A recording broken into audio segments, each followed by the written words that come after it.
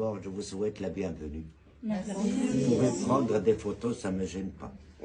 À condition que ça soit en couleur. Parce que toujours je travaille avec le blanc et noir, alors je veux que mon bonnet soit jaune un petit peu. Alors d'abord, je vous laisse admirer comment ça se fait.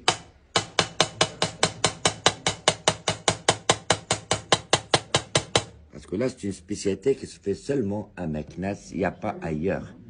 Et c'est ça ce qu'on appelle la damasquinerie. C'est du fer forgé, incrusté en fil d'argent. Toute la déco que vous voyez là sur, c'est avec le fil d'argent.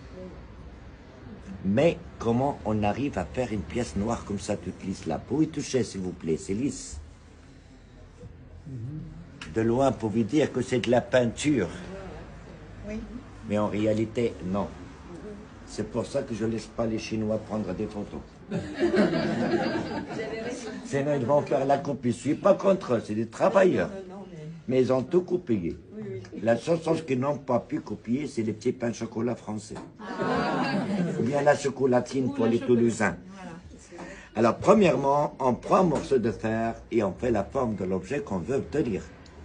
Après la forme, avec une lame comme celle-ci, on fait des rayures dans tous les sens pour rendre la matière en relief, suivant le millimétrage de pile, comme ça. Dans tous les sens. Comme ça, les rayures se croisent, ça devient comme une sorte de petite pointe. Comme ça, lorsqu'on commence à faire les dessins, on peut jouer avec le fil comme on veut. Les dessins, ça sort de la tête. Après avoir rayé la pièce, ça devient blanc. Or, blanc sur blanc, on ne peut rien voir, c'est normal.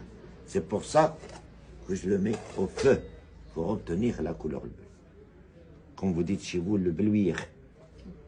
La couleur bleue, ça nous donne le contraste de voir. Et tous les dessins sont faits avec un seul fil d'argent. Et calé de ce petit marteau, on essaie de placer le motif à l'inspiration. Et le chargement, ça se fait un fil à côté de l'autre.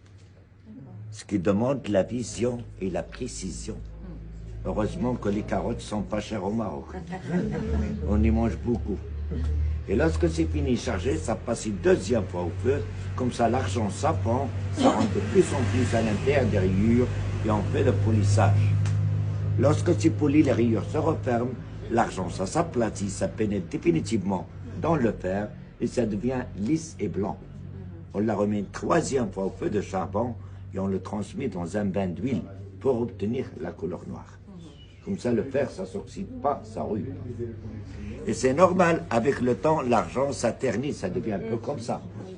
Regardez comment on le nettoie. Eau et savon et laine d'acier, le tampon Jex, que tout le monde connaît. Regardez, ça prouve que l'argent ne part pas et le noir ne part pas. Même si on le met à l'extérieur de la maison, dans un petit jardin, ça ne craint rien du tout. Regardez. 10 secondes. C'est pas fatigant pour les gazelles.